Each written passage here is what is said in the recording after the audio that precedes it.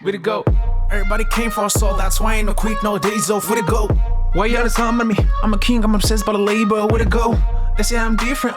They can go the keys and I leave them. And they gotta say what I wish for, but it's too late. With the fall, we the best now. Way to go. Hey yo, bienvenue dans le podcast The GOAT MMA Boxing. Comment on se retrouve à la GOAT Family? J'espère que vous allez bien en ce début de semaine.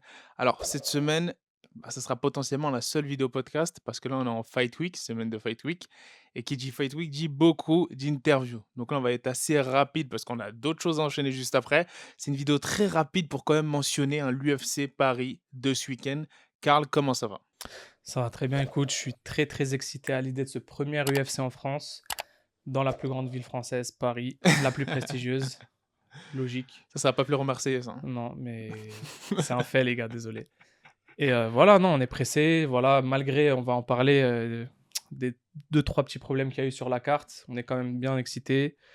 Il y a plusieurs combats, voilà, où les Français vont avoir des bons challengers, ça va être des gros challenges pour leur carrière. Et pour une fois, ils sont à domicile. Voilà, et on va voir ce que ça va donner. Hein. Let's go. C'est ça, donc là, dans cette vidéo-là, on va parler un peu des absences, de ceux qu'on aurait aimé voir, ceux qui ont été annulés, ceux qui n'ont pas été mis sur cette carte-là. Et on va parler un peu, on va évoquer très rapidement tous les combattants français de la carte, mais on va se focaliser comme d'habitude, comme à notre habitude, l'analyse sur les 3 combats qu'on aura choisis, qui pour nous, seront très importants et déterminants. Donc, déjà, on peut parler un peu des absences. Il n'y a pas de Dombé.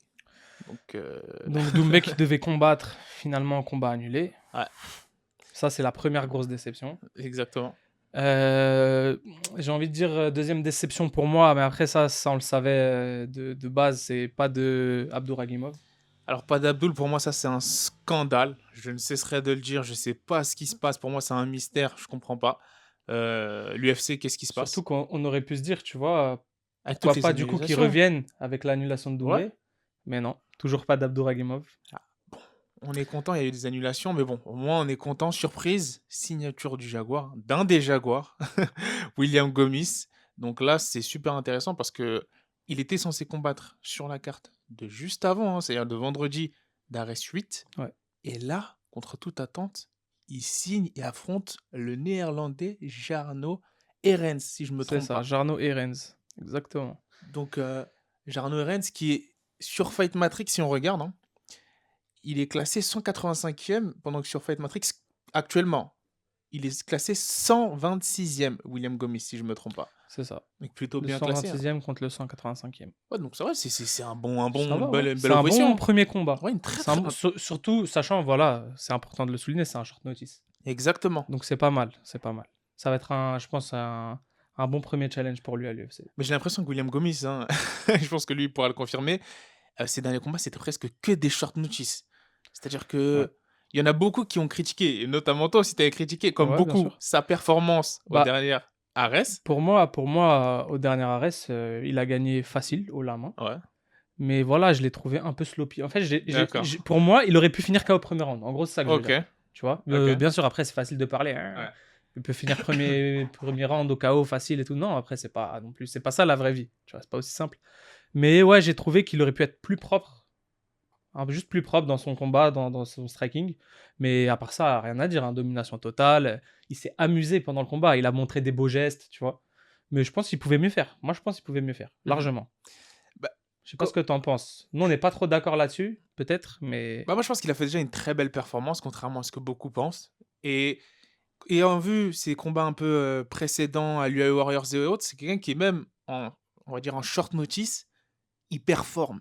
Il délivre la performance. Et ça, je pense que c'est quelque chose qui a plu à Sean Shelby ou au mec de l'UFC. C'était de très bons arguments de la part de son manager, du Management Factory, de Fernand Lopez et autres. Ce mec-là, c'est une future star. Il performe. Regardez ses derniers combats. Il est toujours là pour show up. C'est vrai. Ça, c'est vrai. Et même, on a eu la chance de l'interviewer pour justement avant son combat à Arès. Et c'est quelqu'un qui a une mentalité de champion. Ouais. Il a une mentalité vraiment incroyable. Le mec, il a vraiment une très grosse confiance en lui. Et ça, franchement, on sait que ça joue au plus haut niveau en tout cas. Et du coup, vraiment un potentiel énorme. Il peut vraiment aller loin à l'UFC. Et moi, je tiens à dire un truc, c'est que je connaissais pas vraiment ce combattant avant de le voir à Arès. Et il y a un truc qui m'a vraiment impressionné dans son jeu, c'est vraiment ses kicks. Il a des kicks avec des angles incroyables, mec. il y a une inertie, une force qu'il arrive à sortir de ses kicks. Et pourtant, il n'est pas dans des... Tu sais, de manière, si on veut réfléchir de manière classique, ils sont peu orthodoxes, tu vois. Il est positionné bizarrement, ses appuis sont bizarres, et pourtant, il arrive à sortir des kicks d'une grosse puissance dans des positions étranges. Et franchement, ça m'avait beaucoup impressionné dans son jeu de jambes. Son jeu de kick plutôt. C'est ça. Une très belle palette de kick. Hein. Il tient ça du sanda et il tient aussi quoi du sanda en clinch, il a une très belle force en clinch, en projection. Et même au sol, son grappling, moi, c'est ça. Plus que ses kicks, c'est son jeu au sol qui m'avait surpris. C'est la manière dont il est à l'aise face à des grappleurs parfois. Et donc, je trouve que pour l'UFC, pour l'instant, c'est de très bon augure. Donc, un striker avec un jeu, au moins une bonne défense au sol, c'est déjà très intéressant. C'est ça. C'est déjà très, très intéressant. C'est ça. Et on n'attend qu'à voir. Franchement, potentiel énorme, ça on le dit. Maintenant, il suffit juste d'appliquer le game plan, d'arriver frais, en forme, mentalement, physiquement le jour du combat, et normalement, il n'y a aucun souci. Pour moi, pour son combat là, pour cette carte, si on veut parler vraiment de ce combat, pour moi, s'il déroule ce qu'il sait faire, il n'y a aucun souci.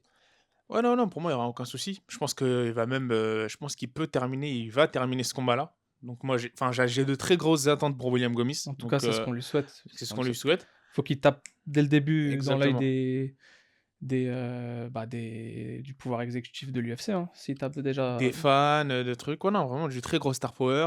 Il a la tête de l'emploi, j'ai envie de te dire. Il a les réseaux, il a tout ce qu'il faut. Tout ce que l'UFC adore. Donc là, go William. On compte sur toi. Lui. On est derrière toi. Ah, c'est ça. Ensuite, là, on a Benoît Saint-Denis qui a failli... Première fois, son combat il avait été annulé, je crois, son premier combat, parce qu'il y avait l'adversaire qui avait pull out, si je ne me trompe pas. C'est ça. Là, ils ont réussi à lui trouver un remplaçant. Donc sur Fight Matrix, il est dans les 100, il est classé 100e, Benoît Saint-Denis. Et là, il va affronter quelqu'un qui a quand même, sur ses 5 derniers combats, 4 victoires. Hein, et il est classé dans les 500e, lightweight, Gabriel Miranda. Donc c'est quelqu'un qui, à pas prendre à la légère, on va dire. On va dire que c'est quelqu'un à pas prendre à la légère. Exactement. Benoît Saint-Denis, qu'on rappelle rapidement, 2 combats déjà à l'UFC, une défaite, et il s'est bien repris. Dernier combat, une victoire. Une très belle victoire. Et même d'ailleurs dans sa défaite, très courageux, il avait sorti vraiment une guerre malgré la défaite de son premier combat. Benoît Saint-Denis, on ne présente plus maintenant. Dans le paysage des combattants français, il s'est fait un nom. Le mec, c'est vraiment... c'est une bête, c'est un warrior. Un monstre. Très complet, moi je trouve, dans les phases soit de grappling, striking. Très, très, très, très puissant pour un lightweight. Pareil, normalement, s'il déroule ce qu'il sait faire avec son très grand coach, on le rappelle aussi Daniel Warin, normalement il n'y a aucun souci pour lui. Moi je me fais pas de soucis. Il a montré vraiment un très très gros comeback le dernier combat. Je sais pas ce que tu en penses toi de ce combattant. Ouais, non, si, il est très très bon, malgré le fait qu'il a été touché, il a montré sa résilience. Et en plus là, il est face à un Brésilien qui, quand même, attention à pas prendre à la légère au sol, parce qu'il a beaucoup de victoires par soumission. C'est sûr. Donc là, je pense qu'ils ont beaucoup travaillé cet aspect-là. Et ça va être intéressant de voir, parce que c'est quelqu'un qui est très à l'aise au sol aussi, aussi debout qu'au sol, mais j'ai envie de voir ce qui va se passer dans les phases de grappling face à Miranda. Donc, il a un très bon grappling, il est vraiment puissant dans son grappling, tu vois. Vraiment, ça va être intéressant de le voir si le combat va au sol. En tout cas, ça va être un jeu d'échecs intéressant à voir entre les deux. C'est ça. Moi, personnellement, c'est pas pour être forcément très chauvin, mais je pense que tout simplement en termes d'armes, je vois Benoît Saint-Denis largement, devant, quoi. Je le vois devant. Pour moi, Saint-Denis, c'est quelqu'un qui va viser la ceinture. C'est quelqu'un qui a qui aspire à de très grandes choses dans la catégorie des lightweight. Ça va être, on va dire, c'est une très très grosse catégorie, mais moi je trouve qu'il a le potentiel. Il a encore une très grosse marge de progression, contrairement. Il est très jeune. On peut croire avec la barbe ou je sais pas quoi. Il est très jeune. C'est vrai qu'on dirait pas forcément comme ça. Il est très jeune. Que pour du MMA, en tout cas, il est très jeune. Il est encore, il n'est pas dans pour moi dans son prime. Non, pas du tout. Il arrive, voilà, et son prime, il sera là d'ici quelques années. Donc moi je trouve que Benoît Saint-Denis, il peut faire très mal. Et là, il a l'occasion pour cette édition de l'UFC, pareil, cette première édition, de choquer les esprits. Et moi je le vois. Gagnant. Je le vois faire de l'argent. Voilà, s'il faut faire un pronostic rapidement comme ça, moi aussi je le vois gagnant. Déjà sur le papier, en étant le plus objectif possible, il est quand même il a l'avantage sur le papier. Et je le vois aussi gagnant à la sortie de ce combat. Voilà. Moi je le vois gagner ce combat, pareil. Ensuite là, la surprise, Fares Ziam qui est de retour. On a vu la frayeur. Je pensais qu'il avait été injustement, et là c'est clairement injustement cut par l'UFC. Heureusement. On ne sait pas si c'est grâce à Ali Abdelaziz, on ne sait pas si c'est grâce à qui. Il reste à l'UFC, il est toujours dans le roster. Et là, il va affronter le très dangereux Mikhail Figliak. Figliak, je ne sais pas si je l'ai bien prononcé. Figliak. En tout cas, c'est un mec polonais extrêmement dangereux. 8-0, invaincu, très gros prospect. Et moi, je trouve que c'est le combat parfait pour Fares. Parce que ce serait le combat qui va lui permettre, parce que j'ai vu des combats justement du Polonais, c'est quelqu'un qui est à l'aise debout, qui aime bien être impactant debout. Et je trouve que c'est un très bon match-up pour Fares parce que C'est ça. il y en a beaucoup qui disent, qui me disent, oh non, pas encore un invaincu face à Fares, ça va être dur, encore une défaite ou je sais pas quoi. Bien au contraire, moi je pense qu'il va le pick apart et moi je pense qu'il va en surprendre. Enfin, même pas en surprendre. Moi je le vois, moi je pense que Fares sur ce combat-là, j'ai pas regardé les odds, hein, mais moi je donne Fares favori. En Bah, termes de striking, je le vois favori. Écoute, maintenant, avec notre expérience de fans, de gens qui s'intéressent au MMA et qui regardent les combats, on le sait très bien, c'est jamais une question de palmarès, c'est toujours une question de match-up, le MMA. Ouais. Il y a un truc qui est sûr, c'est que le MMA, c'est vraiment une question de match-up. Et pour le coup, on connaît le point fort de Fares. On va pas le rappeler, c'est son striking, c'est son pied-point. Et là, on a un combattant pareil qui aime bien aller à la guerre debout. Et c'est pour moi, comme tu dis, parfait pour Fares. Un profil comme ça, c'est le combat parfait pour Fares. Il pourra vraiment choquer ce qu'il sait faire debout. C'est ça. Après, si ça va au sol, les gens pensaient que face à McKinney, on va dire ils sont restés sur une mauvaise image. Après pour sa défense, Fares, jusqu'à maintenant, il a eu 0 combat facile à l'UFC. Dès son premier combat. Hein. Exactement. Il a eu 0 combat facile. 0 combat facile. Et McKinney, c'était quand même il était largement avantagé sur le papier, dans les odds et tout, McKinney. Hein. C'est pas un gars facile à prendre. Et j'ai envie de te dire, pour la défense de Fares, genre McKinney, il a senti le danger, c'est-à-dire qu'il est tout de suite allé à la finition. Il n'a pas cherché à... tu vois. Et il a eu la stratégie parfaite, la surprise parfaite, il a neutralisé Fares. Mais j'ai envie de te dire, si, moi je pense, Fares, face à beaucoup de lightweight aujourd'hui, à l'UFC, je vais te dire qu'ils ne sont pas encore forcément classés, mais face à beaucoup qui sont dans le roster, en termes de fight IQ, et si ça va à la décision, j'en vois pas beaucoup. Je vois qu'il peut causer énormément de soucis à énormément de lightweight. Donc je trouve que c'est une très bonne addition à ce roster-là, lightweight, Fares Ziam. En plus, moi je connais l'un, il s'entraîne souvent, et ça c'est pas pour faire le chemin ou autre, mais à Lyon, au Cross Counter Boxing Gym avec Faisal Omrani, et je vois que là-bas, il travaille énormément son anglaise, il a une très bonne gestion de distance, il ajoute ça à un kickboxing qu'il avait déjà énormément élaboré, donc moi je le vois vraiment entre guillemets faire du sale à l'UFC, il est bien managé, il est chez Dominance MMA, donc moi je pense que Fares, là, pour moi, parce qu'il y en a beaucoup qui le voient, j'ai l'impression, en regardant les réseaux, qu'il y en a pas mal qui le voient perdre ou je sais pas quoi. Moi, ça va être la surprise de ce... Moi, je pense que ça peut être la surprise de ce UFC Paris. Il y a beaucoup de gens qui le voient perdant ou qui le sous-estiment. Exactement. Mais attention, hein. Moi, je rappelle, debout, il est très très fort, Fares.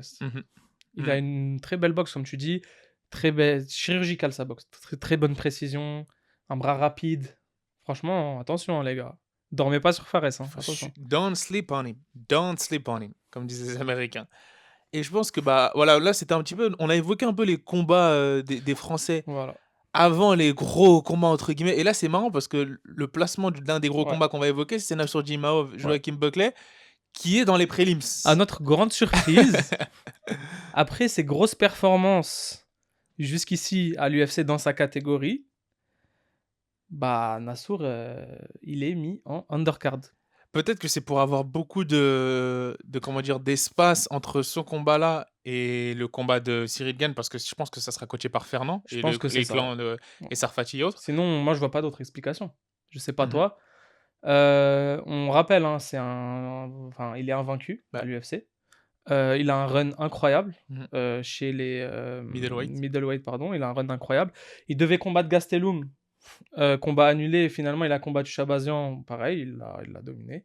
Jusqu'ici il a dominé tous ses adversaires. On l'a pas trop vu en difficulté. Franchement, Nassour là, il commence à être un des top contenders de la KT là.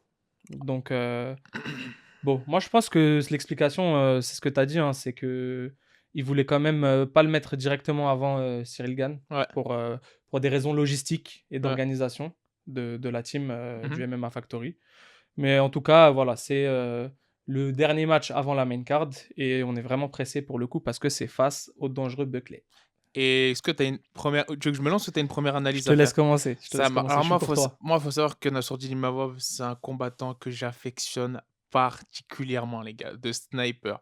Parce que sans parler de son background en anglaise, d'ailleurs, si on va en parler de son background en anglaise, il en a fait beaucoup. Il en a fait beaucoup, d'ailleurs, il en avait parlé dans un reportage RMC qui est très bien réalisé.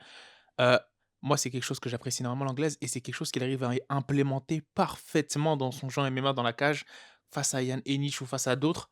La manière dont il a de garder la distance, boxer en rectiligne avec un certain, pour être vulgaire, jeu de jambes qui est magnifiquement mis au désavantage de son adversaire, je le vois pour moi causer énormément de soucis à un Joaquin Buckley bon, je le vois pas, on va dire, en anglaise ou même en kickboxing, malgré son super KO, inquiéter un Nassourdine Imavov.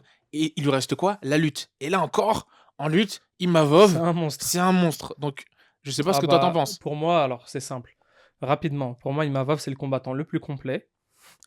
Si on parle de compétences intrinsèques, il y a voilà, le plus haut niveau des deux. Ouais. Il a plus de skills pour moi. Après, c'est un combat de MMA. Comme tu as dit, Buckley, il a quand même, on se souvient, il a un des plus gros KO de l'histoire. En tout cas, des plus spectaculaires de l'histoire. Avec ce fameux kick sorti de nulle part, là, digne des films tu vois, de Bruce Lee et tout. Mm-hmm. Un avantage chez Buckley, léger avantage aussi à souligner. Bon, c'est un petit détail, mais il a un peu plus d'allonge. Il est beaucoup plus petit en taille, je crois. Il fait 12 cm de moins, 10 cm de moins, mais il a, je crois, 3 cm de plus d'allonge à peu près. Mm-hmm. Donc, attention, long membre chez Buckley, long bras, long segment. Mais ouais, non, Nassourdine, meilleur striking, tout simplement. Meilleur combattant, Nassourdine. Bien sûr, on va pas sous-estimer Buckley. C'est quand même un gros challenge. Hein. Mais pour moi, Nassourdine largement favori dans ce combat. Bah en fait, c'est ça le truc, c'est qu'on veut pas sous-estimer un Buckley. Certes, il est classé derrière un Nassourdine parce qu'avec toutes les personnes qui ne voulaient pas affronter Nassourdine quand il était devant lui, exactement, il a dû aller chercher derrière. Il faut pas le sous-estimer, mais concrètement, je vous dis la vérité, là, je peux paraître pour quelqu'un qui... D'ailleurs, je veux pas que Nassourdine voit ça, sinon on va croire qu'après, je lui mets la pression. On dit que lorsqu'on parle... Moi, je pense que Nassourdine, il va juste éteindre un Buckley. Franchement, moi j'ai été plus timide que toi, j'ai pas osé le dire. Et moi, je pense qu'il va l'éteindre. Non, moi, je suis d'accord avec toi. Je pense que tu t'es dit, pour moi, il est tout simplement meilleur. Plus complet, tout simplement. Pour moi, il le dominera au sol et il le dominera debout. Attention, Buckley, combattant explosif. Il peut lâcher un coup de nulle part, comme on l'a vu. Combattant très explosif. Mais je pense plus le combat il va avancer et plus Nassourdine va avoir l'avantage. Moi, je dis juste attention au premier round. Combattant explosif, ça peut aller vite, c'est tout. En fait, ce qui va être déterminant face à Buckley, c'est le premier round. On a vu que face à Phil Hawes, un peu un profil physique similaire, il était mal entré dans son premier round. Nassourdine, ça lui a coûté le combat. Mais là, je pense que là, il va jamais refaire cette défaite-là. Il l'a transformé en monstre. Nassourdine. D'ailleurs, heureusement que tu as souligné ce combat. J'ai dit n'importe quoi tout à l'heure. J'ai dit Nassourdine invaincu. Du coup, non. Mais en tout cas, sur une belle winning streak. Ouais. Et je pense qu'il va rajouter un +1 à sa winning streak samedi soir. Ouais, franchement, moi, c'est l'un des combats, si ce n'est pour moi le combat que j'attends le plus sur cette carte-là. Nassourdine Buckley. Moi, c'est le deuxième combat que j'attends le plus. Ok. Derrière, bien sûr, le combat de Cyril Gane face à Tuivasa. Ça marche. Parce qu'on va en parler, mais ce combat-là aussi, il y aura de l'explosif dans ce combat. Il y aura des explosifs. Alors, nous, notre pronostic Nassourdine Buckley, enfin, moi, mon pronostic, je vois un arrêt par TKO deuxième round de Nassourdine. Simple. Voilà, c'est logique pour moi. Voilà. Et moi, personnellement, c'est un peu différent. Moi, je vois une soumission de Nassourdine au troisième round. Après, tout simplement, avoir usé Buckley et l'avoir sonné. Et je pense qu'il va finir au sol avec un petit étranglement, quelque chose comme ça. Moi, je vois bien ça. Après, attention. Hein. Là, on dit des pronostics comme ça, mais on ne sait pas comment est-ce que les fighters vont réagir en combattant pour la première fois, en participant à cet événement historique devant leur public. C'est un nouveau paramètre à prendre en compte. Est-ce qu'il y aura cette pression de plus du fait de l'engouement derrière, tu vois, première UFC à Paris, première UFC en France? Ça peut rajouter une pression. Mais moi, je pense que ça marche sur les combattants assez... Je vais pas dire débutants, mais sur les combattants, on va dire, qui débutent à l'UFC. Je pense qu'un combattant qui est entre guillemets, maintenant, plus un rookie, qui est un peu un vétéran, qui a plusieurs combats, plusieurs grands noms sur sa liste de victoires, moi, je pense que ça joue plus trop. En tout cas... Pour prendre un exemple, Cyril Gane, lui, on sait de toute façon, ce mec, c'est un robot, quoi qu'il arrive, zéro pression. On se rappelle son title shot face à Ngannou, le mec archi détente. Ouais. Je pense pas que c'est parce que c'est à Paris qu'il aura une pression en plus. Je te dis la vérité. Après, c'est vrai que ça dépend de la mentalité de chaque mec, chaque combattant, chaque femme aussi. Attention, maintenant aussi, il y a les femmes, hein, faut pas... Mais en tout cas, je pense que chaque combattant, combattante, ça dépend vraiment de la mentalité. Il y en a, ils vont plus être sous pression, d'autres moins. Voilà, ça dépend. On verra en tout cas. Totalement. Donc là, on verra. On a 2 pronostics un peu différents, mais on donne la victoire à Nassourdine. Donnez-nous votre avis en commentaire. Et là, on peut passer au deuxième combat pour nous, qui est l'un des combats déterminants de cette C'est carte. ça. Le co-main. Co-main, même s'il y a de très très beaux combats entre, on va pas se mentir. Ouais. Charles Jourdain, Nathaniel Wood, qui va être un banger, ça va surtout pas manquer. Mais là, on parle de Robert Whittaker, Marvin Vettori, qui ont tous les deux refusé Nassourdine, si je me trompe pas d'ailleurs. Si je me trompe pas. Ah, Nassourdine, pas cadeau Nassourdine à prendre. C'était pas un cadeau à prendre. Donc bon, on sait très bien que c'est du bon management de leur part, parce que ça aurait été Bien un sûr. combat extrêmement piège et très mauvais pour Bien leur sûr, carrière. un mec moins bien classé, pourtant si dangereux. C'est chaud. Exactement. Donc là, on a le deuxième de la catégorie face au cinquième de la catégorie qui vont s'affronter pour un possible title shot ensuite, par la suite. Là, c'est intéressant. C'est intéressant parce que les deux sont sur de bonnes dynamiques, si je me trompe pas. hein. Marvin Vettori qui Marvin avait une Vettori victoire qui face a à... battu Costa. Exactement. On a un Whittaker. Whittaker, lui, qui est sur pas mal de victoires aussi. hein. Ouais, Whittaker, belle victoire dernièrement contre. Bah non, en fait, dernièrement, il a perdu face à Adesanya. Je crois que c'est son dernier combat. Voilà. C'était ça. Mais je crois qu'il avait. Avant ça, il avait vaincu Gastelum. Il avait battu Gastelum avant ça. Avant ça, il a battu Ouais, Gastelum, c'est c'est ça. Une belle victoire contre Gastelum. Bon, il perd son rematch contre Adesanya, mais en tout cas, là, il a une possibilité de se relancer face à Vettori, au lutteur. C'est ça. Au lutteur. Pour moi, ici, bon, pour commencer, hein, si on va rentrer dans le vif du sujet, voilà, opposition de style. On a Vettori, lutteur puissant, voilà, avec un gros cardio, grosse caisse, face au très gros striker Whittaker, hein, très beau kickboxing, très beau jeu de jambes, on le rappelle encore. Belle anglaise aussi, très belle anglaise. Bon, pour moi, on a un mec très avantagé au striking et un mec très avantagé dans les phases si ça va au corps à corps à la lutte. Pour moi, le match-up, enfin, on va dire la stratégie des deux combattants, elle est simple. Il y en a un, c'est rester à distance, piquer, ressortir. Et l'autre, c'est coller, faire de ce match un dirty match, fatiguer, être sur l'autre. Voilà. Pour moi, j'ai donné, entre guillemets, ce que je vois de ce combat. Un qui va essayer d'aller au sol, d'aller au corps à corps, un autre qui va essayer de garder la distance. Est-ce que tu penses que... Parce que moi, il m'avait surpris face à Costa, Vettori. Il avait montré énormément de résilience, énormément de solidité. Après, on ne sait pas si c'est Costa. Moi, je commence à avoir une théorie sur Costa, mais après, les gens ils vont m'insulter. Arrête, on n'a pas trop le temps de faire des théories. Voilà, je commence à avoir une théorie sur Costa, mais les gens ils vont m'insulter. Mais bon, ça, je vais la lâcher après. Mais je pense qu'il y a un petit déficit de puissance de sa part. Mais bon, ça, on en reviendra.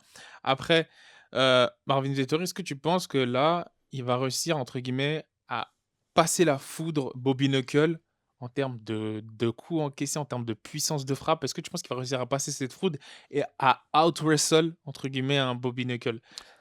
Alors moi, ce qui est sûr, c'est que je vois pas, moi personnellement, si on me demande mon avis, je vois pas Marvin Vettori aller au tapis dans ce combat.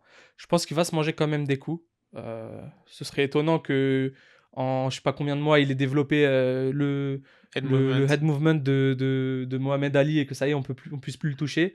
Par contre, je le vois quand même assez résistant. Je le vois pas tomber face à Whittaker, sachant que quand même face à Adesanya, il est pas tombé. Donc moi, si tu veux personnellement mon avis, il va pas tomber, mais par contre, ouais, il va se manger des coups et il faudra que mentalement il soit fort et que ça l'abatte pas mentalement et qu'il puisse quand même rester dans son game plan focus, attraper ce Robert Whittaker, l'amener au sol et marquer des points comme ça en ayant de la domination, des minutes au sol sur lui. C'est marrant parce que je trouve que c'est super intéressant comme analyse. Alors moi déjà, je vois pas, malgré le fait que ce soit un extrêmement bon lutteur et qu'il ait une très bonne maîtrise et autres, je vois pas un Vettori garder au sol un Bobby Knuckle. C'est-à-dire que je le vois Tu pas. veux dire, il ne veut pas le faire ou il ne va pas réussir à le faire? Va pas réussir à le faire. D'accord. Moi, je pense qu'il va pas réussir à le faire parce que on a pu le voir justement dans les derniers combats de comment ça s'appelle? De Robert Whittaker face à Israel Adesanya. C'est l'un des, on va dire, même si les derniers combats d'Adesanya, on va pas se mentir, ils s'étaient ennuyeux un peu hein, Ouais, pour ouais. voilà, ils s'étaient ennuyeux et autres. En termes de danger, de mise en danger, je pense que c'est celui qui a le plus mis en danger à Israel Adesanya. Je suis totalement d'accord avec toi. Je pense que jusqu'à présent, c'est son plus gros concurrent, c'est son plus gros adversaire dans la KT.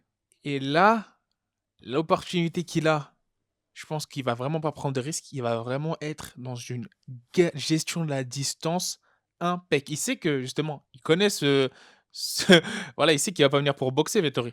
Tu vois il sait ça va être très dangereux dans les phases de clinch et surtout, surtout, il va falloir faire très attention aux double leg. Je pense qu'il va être vraiment dans le contre Et il est très tricky quand il combat comme ça. Faut se souvenir d'un Robert Whittaker quand il était en welterweight, quand il était en mode main basse. Les gens se souviennent de la manière dont il outboxait ses adversaires avec ses crochets larges et autres. Je pense qu'il va faire revenir cet Australien qui, on va dire, voilà, c'est un Australien, ça, je me trompe pas. Hein. Ouais, Whittaker, ouais. Ouais, ça, Australien. Ouais. Australien qui va, entre guillemets, boxer, mais from the outside. Vraiment, il va vraiment boxer et envoyer des kicks c'est ce que je from dis. the Garder la outside. distance. Garder la distance et essayer de causer le plus de dommages possible. Et là, peut-être pour la première fois, je sais pas si un Vettori, il est très très dur. Hein. Même Costa n'a pas réussi à l'éteindre autre. Et moi, je vois un Bobby Knuckle lui causer énormément de dégâts et pourquoi pas l'arrêter. Donc, ce serait quoi ton prono, toi? Moi, mon prono, ce serait 3e round, TKO, Robert Whittaker. Ah, moi, je suis pas d'accord avec toi. Pas du tout, même. Moi, je vais vous dire pourquoi. Moi, je vois un Marvin Vettori gagner la décision. Gagner la décision en ayant voilà, plus de contrôle sur Whittaker. Après, j'aurais pu donner une finition de Vettori au sol, mais je vois pas un assez bon grappling pour vraiment le finir, c'est-à-dire l'étrangler ou lui envoyer une clé. Par contre, je vois du ground and pound, je vois du contrôle au sol, même si c'est vrai que du coup, moi, je vois un combat, on va dire pour la majorité des fans, un peu plus ennuyant, où vraiment Vettori ne va pas accepter le striking et va tout faire pour voilà, le coller, l'accrocher. Bah, comment je vois c'est intéressant ce que tu dis. Hein. Après, quand je vois la prestation qu'il a fait face à Adesanya, certes, il n'a pas le même striking qu'Adesanya Whittaker, mais moi, je trouve... Après, styles makes fight. Hein. C'est ça, mais après, aussi, Vettori, faut pas oublier, il a réussi à amener au sol Adesanya, faut pas l'oublier. Hein. Même s'il a pas réussi à le garder au sol, parce que Adesanya, c'est un problème. Adesanya, c'est le mec, c'est une légende au striking, et en plus, c'est compliqué, à part en light heavyweight, personne n'a réussi à le garder au sol. Tu vois ce que je veux dire quand on est sur lui. Mais, je sais pas, moi je vois Vettori en faire un combat chiant, mais gagner. Il est chiant, ce Vettori. Il fait souvent ça, Vettori. Après, combien de fois on l'a vu faire ça? Ouais, non, c'est vrai, je suis d'accord avec toi. C'est vrai. Mais après, là, si tu veux, c'est vrai que c'est un combat très déterminant pour les deux. C'est-à-dire qu'ils vont vraiment laisser aucune marge à l'erreur. Ils vont vraiment te dire, faut prendre du risque, mais ils vont essayer d'en prendre un minimum parce qu'ils sont à un combat du titre. Mais c'est pour ça que je vois un combat ennuyant. Ok. C'est parce que Whittaker, il veut pas commit, il veut pas se mettre en danger et ne pas se faire un au sol. Du coup, il va pas être, on va dire, dans l'agression. Et pareil, Vettori, il va pas accepter la confrontation debout par peur de complètement se faire outstriker. Moi, je vois un combat ennuyant, mais je vois Vettori sur 2-3 takedowns, sur 3 rounds, réussir à marquer plus de points. Voilà. Est-ce que, après, j'ai envie de te poser une question. Dans cette configuration dont on parle, est-ce que la clé pour Robert Whittaker, ce serait pas, je sais pas, des low kicks, le jab, tu vois, des armes comme ça, sans se faire, tu vois, amener au sol? Bah, déjà, moi, je pense qu'au sol, moi, je questionne fortement déjà la capacité de finition dans Vettori quand je vois qu'il a pris le dos d'un Adesanya, qu'il était carrément en rear naked choke ouvert, mais que je sais pas ce qui s'est passé dans sa tête, il y a eu un blocage, il a rien réussi à finir. Bah écoute, c'est pour ça que je vois pas de finish de Vettori. C'est pour ça que je le vois gagner à la décision dans un combat ennuyant. Moi, c'est ce que je vois. Moi, je pense qu'il va juste vouloir mettre la pression et il va run into some, comme disent les Américains. Il va se prendre beaucoup de contres, beaucoup dans le nez, beaucoup dans le truc. Après, c'est paradoxal ce que je dis, parce que si un Adesanya n'a pas réussi à déformer un Vettori qui était énormément en clinch et qui se reposait contre lui sur la cage, vraiment en mode protection, c'est vrai que là, tu peux dire, est-ce qu'il va pas faire ça avec un Robert Whittaker? C'est vrai. En tout cas, après avoir dit tout ça, ce qui est sûr, c'est que ça va être un combat serré. Ouais. Moi, je vois pas une totale domination d'un des deux. Et vous nous dites vos pronostics, les gars, en commentaire. Voilà. Moi, je vois Vettori. Sigma, et voyant un finish de Whittaker. Dites-nous, vous, ce que vous en pensez, les gars. Ouais. Voilà, c'est un peu nos pronostics. Là, je suis un peu dubitatif, je suis un peu perplexe sur celui-là, mais bon, on verra. Dites-nous ce que vous en pensez en commentaire. Là, on arrive au combat, the main event of the evening. Le combat tant attendu, le combat avec... Là, c'est limite un tournoi éliminatoire des poids lourds. Hein. On a vu qu'il y en avait un qui était déjà éliminé à Spinal, sur blessure. Blade est passé au second tour. Qui va passer et qui va rejoindre Blade en demi-finale? Pour ceux qui gagnent un ticket d'or, Ciryl Gane ou le dangereux Tai Tuivasa? Qu'est-ce que tu as à dire, toi, sur cette confrontation-là, sur le très gros puncher contre le Fight IQ le plus intelligent, le plus complet des poids lourds actuellement? Alors, écoute, si Ciryl Gane n'avait jamais affronté Derrick Lewis, j'aurais dit ah là là, Cyril Gane, meilleur combattant, mais attention, j'ai peur, Tuivasa, knockout artist. Mais non, les gars, pour moi, il va se passer comme ce qui s'est passé avec Derrick Lewis, c'est qu'on va avoir peur. Lui, il va pas avoir peur. Cyril ne va pas avoir peur. On sera les seuls à avoir peur. Et il va dérouler ce qu'il sait faire. Toujours très bien coaché, très bien managé, comme d'hab. Le game plan, quelqu'un qui suit très bien le game plan, Cyril. Et voilà, pour moi, il va dérouler sa boxe et il va gagner ce combat. Bien évidemment, il faudra être focus. Et il sera focus pour pas se manger cette déferlante de crochets courts que Tai Tuivasa va essayer de lui mettre. C'est ça le truc. En fait, c'est que Tai Tuivasa, le problème, c'est que... En fait, le problème, c'est que toute notre vie, on a trop dormi sur les gros. Tu vois, les gros chez les heavyweights, les Mark Hunt, pour la boxe anglaise, les Ortiz, Ruiz, les Ruiz. C'est que toute notre vie, on a dormi sur eux. Et après, toujours, ils upset. Ils font des upsets. Ouais, mais il fait pipi au lit quand même, lui. Hein. Tu vois, c'est pas un gros comme les autres, lui, quand même. Hein. C'est un mec, je sais pas si t'as vu sur Internet. C'est un gars, lui, il est comme assez spécial. Hein. Il est assez tricky comme gros, hein, j'ai envie de te dire. Après, c'est un gros. Après, pas de body shame. Voilà, gars, on rigole. On rigole. Il n'y a pas de discrimination. On dit juste que forcément, on voit un grand musclé comme Cyril. On voit face à lui un mec plus petit en taille, gras, très gras, tu vois. Et là, on se dit, ben non, et même le gros du public qui suit pas forcément le MMA tout le temps va se dire, oh, facile. Mais les gars, Ruiz face à Joshua, Hunt, combien de combats, même pas que à l'UFC, Hunt, combien de KO même au K1 et tout. Les gars, ils sont trop dangereux, ces mecs-là. Mais, encore une fois, je vous dis, quand je vois le combat de Cyril face à Derrick Lewis et la masterclass qu'il lui met, mais c'est la première fois que je vois Lewis autant se faire humilier de ma vie. Ouais. Moi, je me dis, non, Cyril, il est trop fort pour ce type de combattant. On va dire, avec... Comment dire ? C'est des combattants, ils ont une seule façon de gagner, tu vois. C'est le gros KO, c'est la grosse accélération et hop, le KO. Mais moi, je pense que ça marche pas face à Cyril Gane. Moi, je vais donner mon prono tout de suite. Cyril Gane va abattre l'ennemi. Cyril Gane va gagner, je pense. Je sais pas s'il va le mettre KO, parce que c'est vraiment un combattant dangereux en face. Moi, je pense que Cyril Gane va avoir la décision unanime. Moi, c'est ce que je pense. C'est intéressant ce que tu dis. Hein. C'est très, très, très... Moi, je vois 4 rounds à 1, voire 5 rounds à 0, les gars, Cyril Gane. Moi, c'est ce que je vois. C'est vrai que moi, je faisais partie de ceux qui disaient que celui qui peut causer des problèmes à Cyril Gane aujourd'hui, c'est Aspinal. Ça s'est mal passé pour lui. Au plus grand plaisir, j'ai envie de dire, malheureusement, de la team Gane, hein, puisque là, ils vont aller droit vers la ceinture. Non, mais moi, je vais te dire un truc. Pour moi, les deux qui peuvent causer... Je mets de côté Ngannou, le champion, mais dans les contenders, les deux qui peuvent vraiment causer du tort à Cyril, pour moi, c'était Aspinal et Blade, les deux qui se sont affrontés. Et là, il y en a un qui est out pour blessure, grave blessure au genou. On lui souhaite quand même un rétablissement, c'est un combattant qu'on veut voir.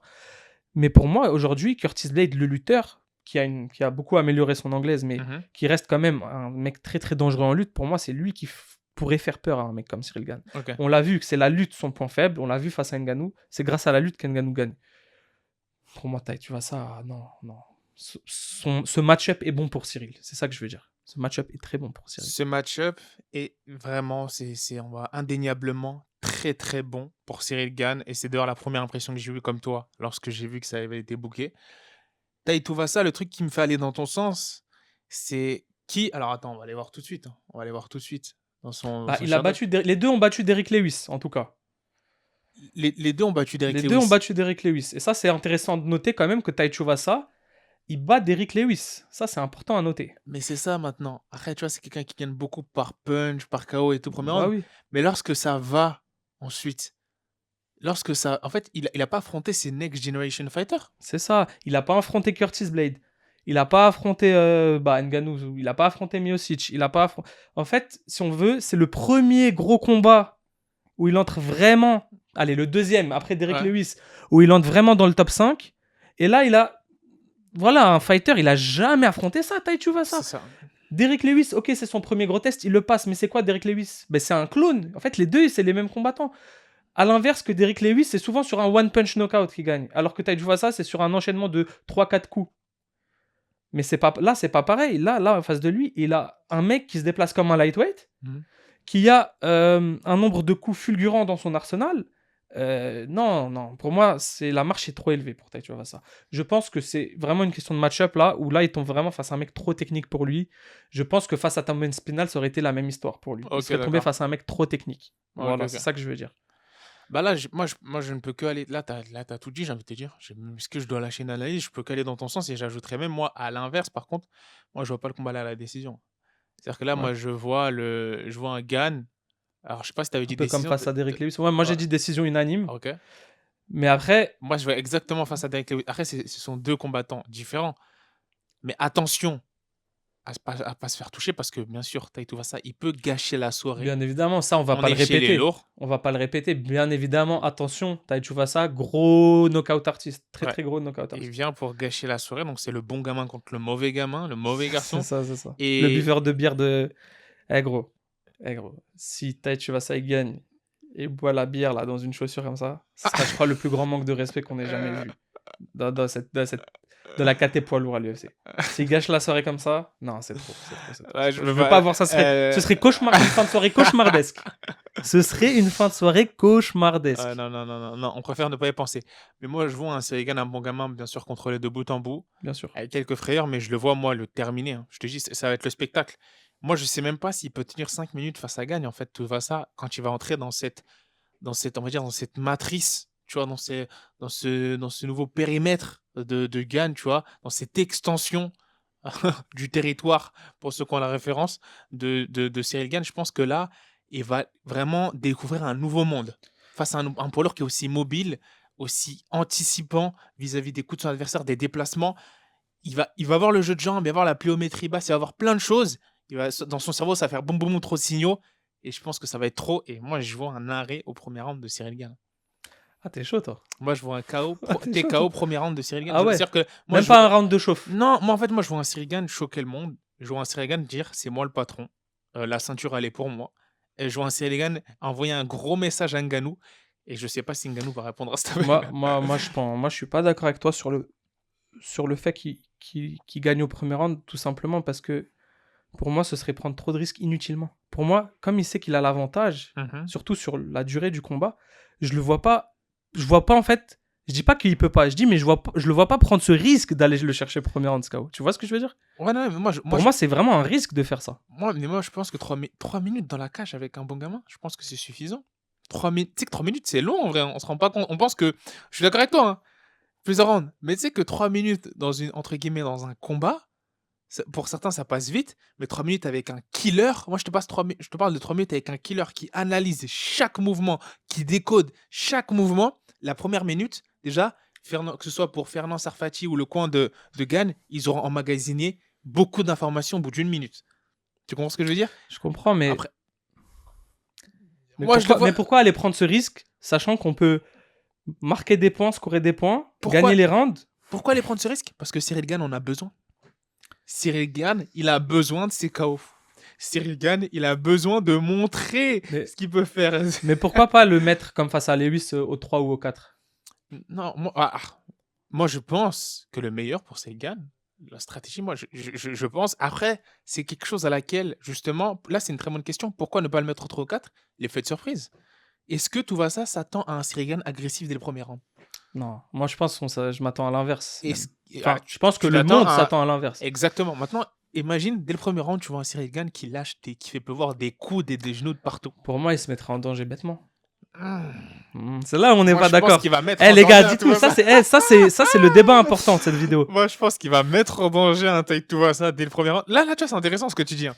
Est-ce que Gane, il va attendre 2 rounds de chauffe ou, comme moi, je pense qu'il va surprendre le monde et surprendre son adversaire et le coin, et c'est lui qui va être l'agresseur dans le premier round? Bah écoute, ce serait vraiment un contre-pied incroyable de la part du coin MMA Factory, pour le coup, vraiment. Ouais, non, ce serait vraiment un contre-pied incroyable. Hein. Je veux pas poucave entre guillemets, je veux pas balancer le game plan. D'ailleurs, ça m'étonnerait qu'il y ait un clan Tuivasa qui regarde notre vidéo, peut-être, on ne sait pas. Mais je pense que votre gars, il peut s'attendre à des surprises dès le premier round. Moi, c'est ce que je peux penser. Si ça arrive, c'est incroyable. Ça veut dire que t'es un visionnaire. Parce que je pense que t'es le seul sur cette planète à croire à ça. Les gars. Écoutez, les gars. Écoute. En tout cas, on est d'accord sur une chose. C'est victoire de Cyril Gane. Après, dans la manière, on est totalement opposés. Les gars, dites-nous ce que vous en pensez. Ça, c'est très intéressant. Est-ce qu'on va avoir un Cyril Gane sur la défensive ou plutôt un Cyril Gane vraiment attaquant, conquérant, agressif? Dès le premier round. Les gars, dites-nous ce que vous en pensez. C'est un très bon débat. Moi, je pense pas. Sigma pense que si, ça sera ce qu'il va faire. Dites-nous ce que vous en pensez. Même dites-nous si vous voyez tu vois ça gagner. Hein. Dites-nous vraiment ce que vous pensez. Soyez honnêtes avec nous. Et voilà, hein, les gars. Je te laisse finir. Nous, on a donné, sur ce magnifique event, on a donné notre avis. Donc, cette semaine-là, donc là, c'est la Fight Week. Donc, il y aura beaucoup d'interviews. Une surprise qui n'est pas en rapport avec l'UFC, ni avec le RS d'ailleurs qu'on va couvrir. Le RS 8, très grosse carte. Tekena, on lui envoie une très grosse force. D'ailleurs, au Mediatek, je serai là pour l'interviewer pour vous. Va prendre cette ceinture, on est derrière toi. On compte notamment sur la team de GNR Fight pour faire le boulot. Donc là, ce serait vraiment une porte, même pourquoi pas pour l'UFC, hein, parce qu'on sait que c'est un très gros potentiel, Tekena. Et attention à Ivana Siric, qui elle aussi est très très dangereuse. On va entre guillemets, faire beaucoup d'interviews cette semaine pour promouvoir cet événement. Donc ne ratez pas tout ça. Et je le répète, il y aura une surprise sur la chaîne, une très grosse exclue. Restez connectés cette semaine parce qu'il y aura du lourd. Sur ce, je pense qu'on peut leur dire le mot de la fin. Peace les gars. Way to go.